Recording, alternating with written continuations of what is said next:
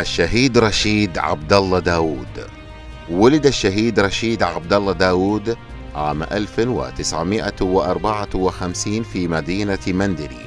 أكمل دراسته الابتدائية والمتوسطة في بغداد منطقة حي جميلة، واعتقل الشهيد عام 80 و900 وألف من قبل المنظمات القمعية للنظام البائد، وتم حجزه في سجن معسكر الرشيد، وبعدها تم نقله إلى سجن نقرة السلمان عام 1986، ولم يعرف للشهيد أي أثر حتى وقت سقوط النظام البائد، حيث تم العثور على جثة الشهيد في إحدى المقابر الجماعية.